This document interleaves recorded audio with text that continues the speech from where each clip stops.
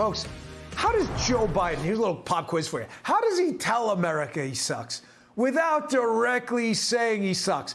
Well, he does it by running around the world, desperately begging everyone for cheap political favors to save this disastrous failed administration by the worst president we've seen in modern U.S. history. Yes, that's right. It's just before the midterms, and listen, I got to tell you, I'm really glad to know that political favors in exchange for sacrificing our national security are back in style again, folks, because I'm old enough at the young age of 47 to remember when a president by the name of Donald Trump was impeached for allegedly asking for political favors in exchange for some national security compromise thing. You remember that? You know, I was starting to get really worried about our national security, you know, thinking, gosh, maybe there should be some Democrats speaking out about Biden asking about political favors all the time. But finally, have no fear, folks, time out. A brave Democrat is finally speaking out about Joe Biden's political favors. Check this out. It's a critical moment for the nation. If the president can get away with this, then there's really no stopping him from using any of the awesome power of the executive branch in order to punish his political opponents. I have historically not called on the House to begin impeachment proceedings. I'm rethinking my position on that matter. Of course, that's not really Chris Murphy talking about Joe Biden. That's him talking about Donald Trump. Because political favors, when Democrats do it, don't you worry. They're fantastic. They're awesome. You know, rage isn't even the appropriate emotion here because the left, they're such frauds in the media and hypocrites. All you can do at this point is laugh and vote. This week, Joe Biden's plan to bring down gas prices is running on fumes. So naturally, what does he do? Goes to the fossil fuel companies, the same one he pledged to end, by the way, and he says, and he asks them for a political favor, he asks them to just snap their fingers and bring down prices at the pump. My message to the American energy companies is this. You should not be using your profits to buy back stock or for dividends. Not now. Not while a war is raging. Bring down the price you charge at the pump to reflect what you pay for the product. Yes, it sounds like he's weaponizing his office for a political favor, right? Doesn't that sound like that to you, too? Of course, that political favor comes on the heel of another pathetic favor request. He's always begging. Why is this guy always begging?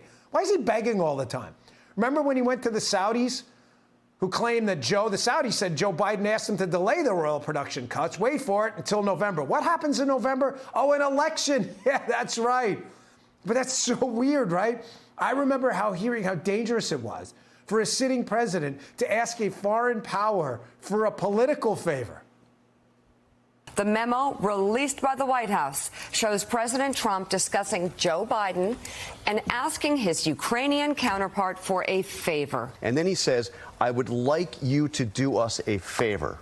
And the first favor is to look into the CrowdStrike. Trump immediately says, I would like you to do us a favor, though. Where he's essentially extorting Ukraine. This is worse than Nixon. And apparently, this political favor he asked of the Saudis, if it wasn't granted, the Democrats are threatening our current national security posture as kind of punishment if the Saudis don't comply. You know what else is getting really bad at just the wrong time for the Democrats? That border crisis down there. You know, we got drones. We can see it all. Never mind the thousands of Americans dying from drug overdoses. It's time to ask for a political favor yet again. According to reports, the White House asked the mayor of El Paso to not declare an emergency over the border crisis happening right now. Then later, El Paso's mayor said on this very network that he wasn't asked for a favor, which again is super weird because he's on video, the El Paso mayor, saying he was. Either way, again, I'm old enough to remember political favors involving our national security. They were kind of like impeachable offenses. It really wasn't that long ago.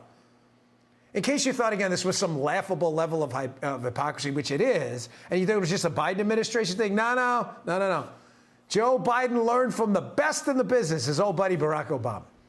Just this week from the Washington Examiner, they reported on another favor from someone in his old DOJ, asking for a political favor, saying, hey, you know what? I think you guys should delay that Durham report about the whole PP tape collusion hoax thing until everybody votes. That would be a really good idea. And while we're on the topic of political favors around an election, Remember this absolute gem from 2012? This is my last election. Yeah, after my election, I have more flexibility. Yeah, I understand. I transmit this information to Vladimir. Now, for our liberal dunce friends out there watching the show, eating some Ben & Jerry's with a Hot Pocket in Mama's basement, who knows what you're doing down there. That was Barack Obama asking for patience from Vladimir Putin's incoming regime until after he wins re-election, so he has more flexibility to work with Russia. That turned out great, didn't it? So how does Biden again tell America he sucks without telling America he sucks? Well, he shamelessly begs for political favors, hoping it'll save his butt going into the midterms. And as I've repeatedly said on the show, yeah, it's hypocrisy, but it's really an example of hierarchy. This is what it looks like when the left is in charge of the media, entertainment, academics, sports, the culture, and the only people who can hold them in check right now are you. You have 17 days until an election. Vote. The country's not going to save itself.